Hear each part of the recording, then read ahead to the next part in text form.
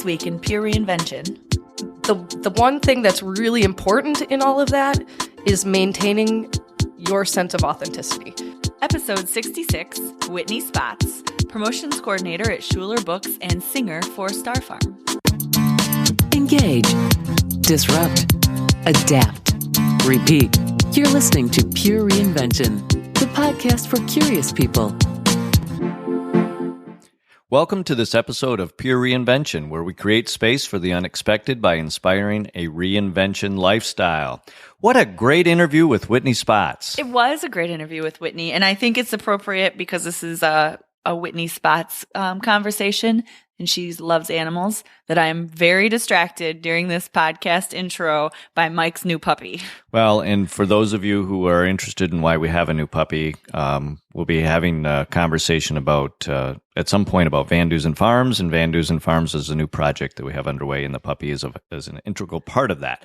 But let's get back to Whitney. I know, and I just put you on the spot, but seriously, it's so cute, and we might, if we get permission, even post some puppy pictures on our Facebook page, so look for those. Puppies are a distraction. Puppies are an attraction, right? And that's something that we learned about from Whitney is a lot of her work is very attractive to others. And I think that's one of the things that really appeals to me about Whitney's work is how people gravitate to her. They do. And Whitney is a person, and she says it in this interview, so you'll hear it in her own words, but that doesn't really buy in all the time to this sort of professional development idea, this leadership stuff. Sometimes she thinks the networking opportunities are cheesy or won't get anything out of them because they're phoned in. But we'll learn, spoiler alert, that she took a chance and found out that maybe it can be different if she's intentional about it. Whitney was a wonderful guest in that she left us with a lot of nuggets without even realizing she was leaving us with those. She just was being genuine and being authentic, and I think you're really going to enjoy what she has to say, so let's listen in. This episode is sponsored by Pure Reinvention Starters.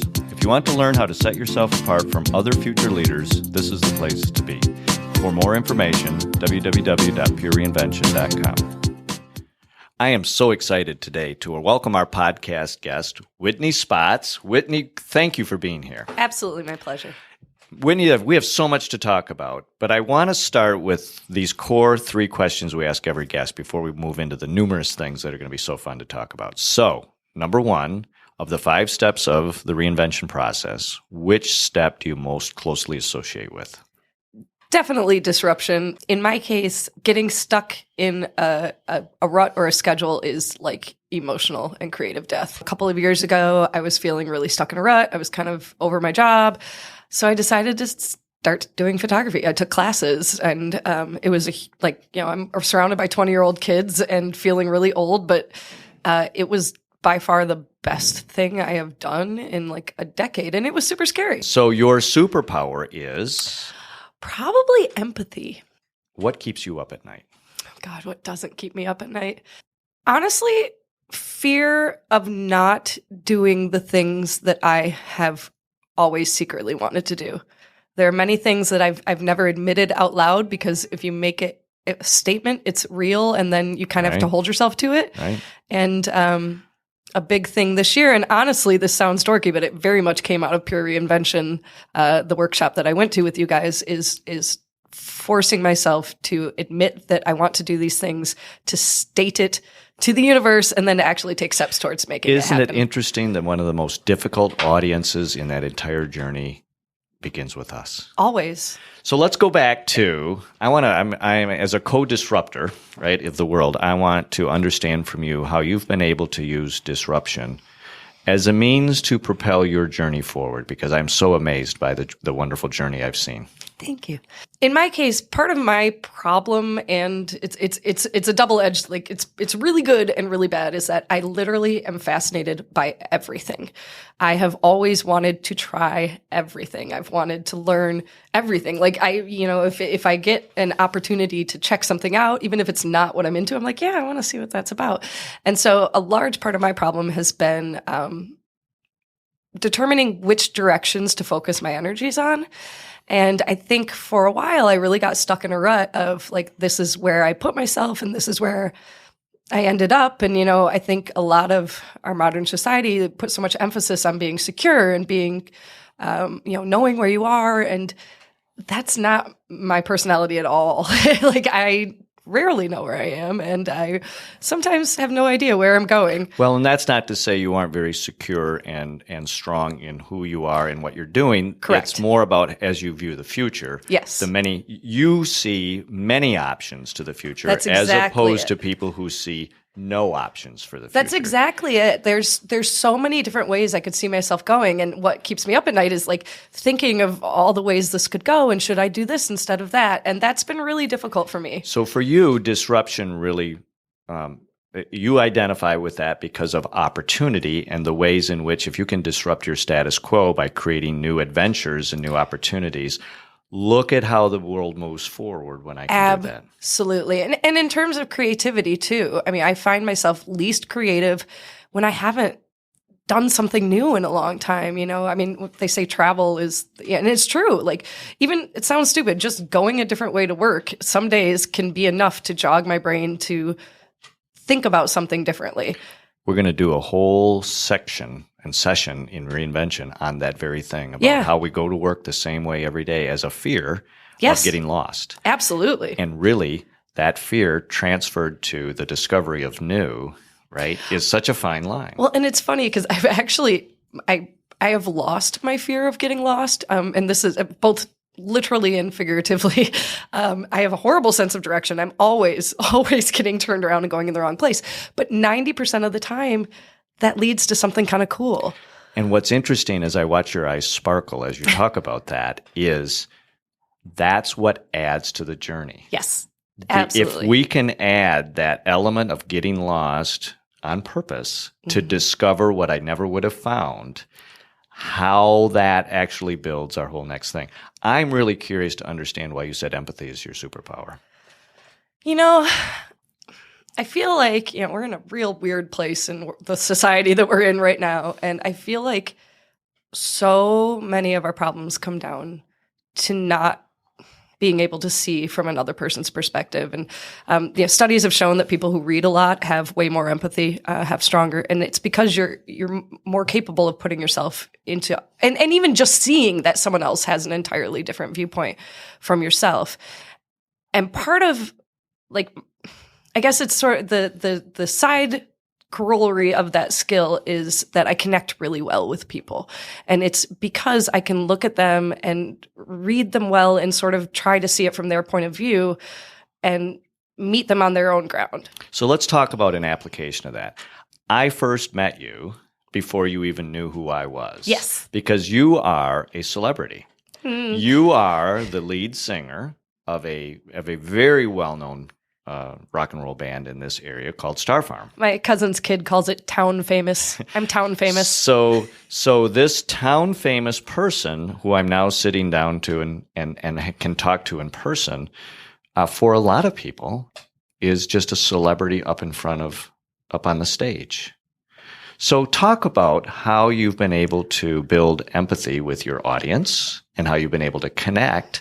Talk about how you were able to move yourself into that role, which was a journey, and talk about how your Star Farm experience has helped to build you into the person you are. Sure. You know, it's funny. The way I ended up in Star Farm is the way most things happen for me. I was in the right place at the right time. I was waitressing. They came and played my bar. And I loved it. And I went up to them and I said, I'm not trying to jinx you, but if you ever need another singer, like I would love to give it a shot. Oh, so they already had one. They had one. Oh, yeah.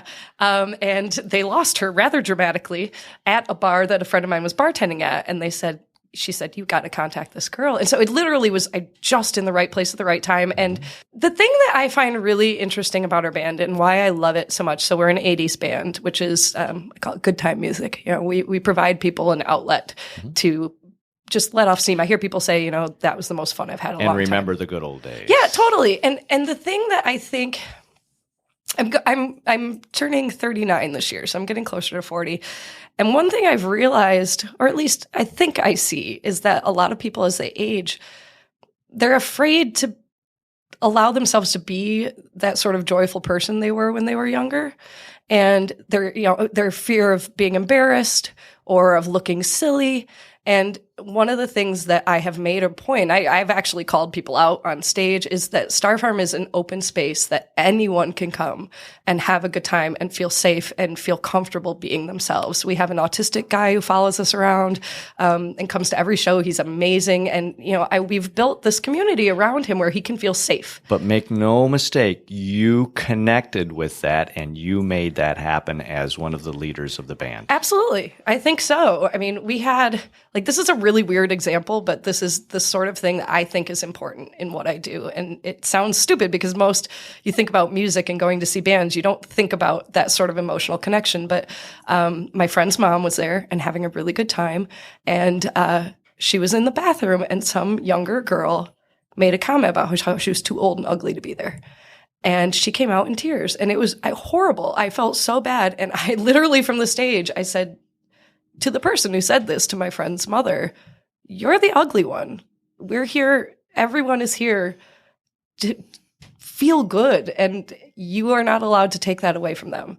And so that's really important to me. And that is an empathy thing. That's, seeing what people need to get out of this. So the very thing that you're talking about, being the lead singer and connecting with the audience and pulling them into this place that you're talking about, is exactly the same skill a leader would need to do. Absolutely. To bring their staff or their team to this space they want them to go. Well, I think something that I see a lot in work environments, and I played sports. I was captain of my volleyball team. What a dork. In schools and everything, that we approach people as a block, as if everyone reacts to everything the same way. And the one thing that I've learned being a leader is every single person is motivated by something different. You cannot, if you have a boss who just yells at everyone, that may motivate one person on the team, but it's not going to motivate everyone. And so I think understanding individual people and what motivates them so that you can motivate them in the way that they need to be motivated. Some people respond to aggression. Some people respond to compliments. Some people respond to, gentle pushing. And so I think that that's important. So here's the trick that a lot of people are listening. They're listening to this and agreeing with you, but it's really hard for people to shift gears that fast. Mm-hmm. I think you shift gears in a crazy speed. I do. But how do you shift gears that fast? And what's your advice to people who need to work at shifting gears? Fortunately for me, it comes really easily, and that's simply because I've always been interested in so many different things. So I was constantly going from one group to another and having to sort of meld myself into that group and find my place within this different community. Like, I was a dancer, I was in choir, I did musical theater, I played volleyball, I played tennis. And so I did all these sort of different things where you had to be able to, you don't walk into a sports environment and present yourself in the same way you present yourself in a theater environment. You just don't. Right. People will think you're crazy. But I also think it's something that we all do naturally throughout the day, every day. You don't approach your child in the same way that you approach your boss. You don't approach the cashier in the same way that you approach, your coworker. What you're explaining to me is almost like the way you approach your work with Star Farm, which is you have to purposely move into a new space to purposely connect in a different way. Absolutely. Absolutely. And I think the one thing that's really important in all of that is maintaining your sense of authenticity. Because I think part of the reason I make people comfortable is I am myself no matter what. I mean, I might temper it a little bit. If I'm at work, I'm not swearing, I'm not being as spazzy as I naturally am, but it's still at the core very much still me. Which people recognize that authenticity. Right. And I think when you're not authentic, in my case, I find I cannot be around people who are inauthentic because it makes me uncomfortable. You are not comfortable with yourself, so you're not presenting what you're really thinking, and then it just causes me to second guess everything about you. And so the people I surround myself with, I've realized over the time, they may not be perfect, they might be a little crazy, but they're very authentic. And I think that is important in connecting with people. Well, and as a leader, if you are that authentic leader, if you're that authentic leader for this band, people can pick up from your behaviors and your words, your eye contact, your comfort level with yourself. And as that radiates to others, it naturally pulls them in, doesn't it? That's exactly it. So you had a chance to be involved in a group called We Invent. Yes. Yes, it was awesome. And We Invent was a collective of individuals on this journey, similar to what you're talking about. Can you tell us a little bit about your experience that day? Oh, yeah. What the takeaways were and why it's so important for people to consider opportunities like that? Well, this is a classic example of disruption. I have not considered myself like a business person. I never thought I'd go to a networking event. Like I was like, that's cheesy. Why would I do that? So Misty, one of the co-founders, said, I want you to go. You need to go to this. And Pushing you outside of your comfort absolutely. zone. And it was so out of my comfort zone. And I have a huge problem with imposter syndrome. And I was looking at all of these incredibly accomplished women and thinking, what the heck am I doing here? This is ridiculous. By the end of it, like just simply in talking with these women, but also, so you guys took us to Detroit and we got to meet women who are doing incredible things and who took huge leaps of faith in setting up their own businesses. The woman who owned the bakery was a small bakery. She ended up baking for Bill Clinton. I mean, and all based on, sort of in her case, right place at the right time, but also just giving yourself the freedom to fall. And that is something I have always struggled with. I'm a huge perfectionist. I don't like doing things unless I know that it's going to be done well. I don't like showing people anything unless I think it's done well. While I was absorbing all this at that time, I really was in sort of a transition place where I knew I wasn't happy with what I was doing. And talking to these women, I came out a different person. I came out feeling that if I didn't try to do what I wanted to do, which in this case was my photography business, that I would be completely letting myself down, as well as, the people who put their faith in me and the women in that group. By the end of it, they're going, you belong here. And I'm like, really? Well, you not only do you belong, you might be a star, right? Because now they're looking at you as a celebrity, as being the lead singer for Star Farm, starting your own business, which many of them have not done, right? They're still employed by someone else. So okay, so you said it's scary starting this new photography business, but you have. But I have. I'm forcing myself to, that sort of classic paraphrased quote, bravery is not having fear. It's feeling the fear and pushing through it. I'm terrified, but if I don't try, I'm going to hate myself. And that's, and just, it sounds weird, but like, I was like, this networking thing is just going to make me feel bad about myself. I'm not as good as these people. And in the end, I came out feeling the exact opposite. It was the most inspiring thing that has ever happened to me. And that's really weird. That is not what I expected. What's your advice to other individuals who are contemplating investing in some sort of an experience, which may be different than what they're used to, or that they don't necessarily invest in professional development, but it's really important? I poo-pooed it forever. I'm not even, no joke, I really did. But that getting outside the comfort zone sparked my creativity in a way that I can't even describe.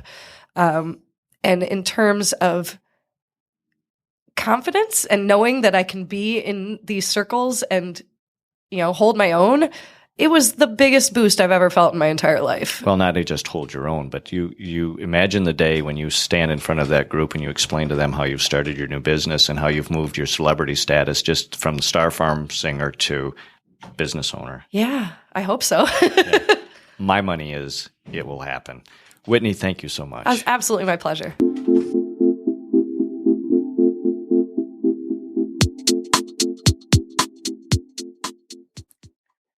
Something Whitney has really left me with, and she's a good example of it, and I don't even think she knows it, is feeling the fear and pushing through it. I think that most leaders, and Whitney is certainly a great example of being a good leader, intuitively are fearful of being a leader. But I think as Whitney has talked about, we have to push through that, and that we're actually least creative when we're in our safe space. And we do need to, as responsible leaders, always be playing in a space that makes us a little bit uncomfortable so we're growing. She's fortunate to work in the bookstore and be subjected to a lot of different authors, a lot of different book titles, and therefore a lot of different ideas. So she doesn't have one genre of book necessarily. I know she has preferences, but she reads and allows herself to experience so much. Well, she's immersed herself in that thing that I heard her talk about, which is seek out the new. And so every day she's in a spot where she can easily collide with the new, in this case, the bookstore and the written. But how do other leaders seek out the new? How do you purposely, if you're not working in a bookstore, how do you purposely make sure you're always putting yourself in a spot where a certain percentage of your time is seek out the new? How do we do that? I think it goes back to something we learned from a recent podcast with Jeanette Stosky, and it's be intentional about putting yourself in those places. And it's usually uncomfortable, but that doesn't mean it's unworthy. Well, in that uncomfortable space, and I'm going to call that what Whitney taught us, which was getting lost as part of the journey. It's intentionally getting lost, going to the bookstore when you don't normally go to the bookstore, to find that book, to find that new experience, which causes you to think a little differently and add to your repertoire of depth. Right. And I know that Whitney will sometimes work on the sales floor when they get really busy at the bookstore, and she'll have customers come in that ask for something that maybe she's never heard of. But before you know it, she's on this rabbit hole with the customer of learning more about whatever they're interested in. And I think that anyone can do that. A member or a customer comes to you and asks a question about the product you're delivering, but what they're getting out of it. So ask those questions and be open to really hearing what that customer has to say. One of the things I heard Whitney talk about that I thought was just incredible was how she got to be the lead singer on the Star Farm Band was don't be afraid to ask. At the time she was interested in being the lead singer, they already had one. It seems like Whitney is responding to the don't be afraid to ask. Now, our mom taught us that asking for things was not polite. Whitney is teaching us that it is all right to ask for what you want. And in fact, if you ask, you might also get. And what's so compelling about that story is the background behind it, because Whitney began as a high school student joining choir that couldn't even sing in front of a group, had to sing by looking up at the ceiling or with her eyes closed. And now she's performing in front of hundreds, sometimes even thousands of people every weekend and creating what she describes as this very joyful place where you can come and be yourself and let loose a little bit. Which brings up another point that I heard Whitney talk about, which was how important it is that you be authentic.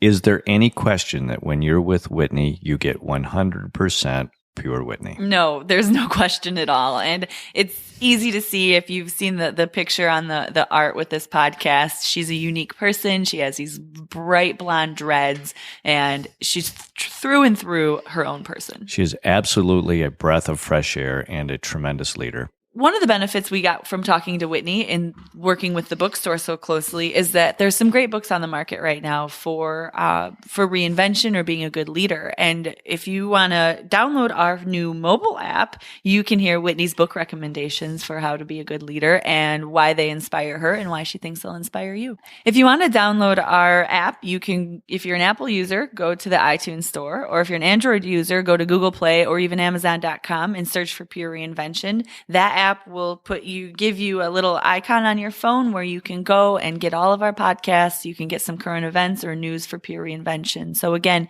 just search Pure Reinvention in the iTunes store, Google Play, or Amazon.com, and you can get the freebie book recommendations by Whitney Spotts. If you already have the mobile app, thanks a lot for downloading it. We're excited and hope you love it.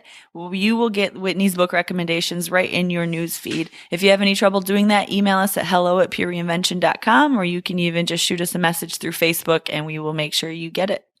Remember, if you're ready for a change, make it a change that lasts. Make it Pure Reinvention. Thanks for listening to this episode of Pure Reinvention. Keep the conversation going and get alerts when new podcasts are up by following us on Twitter @Pure Reinvention or sign up for our mailing list at purereinvention.com.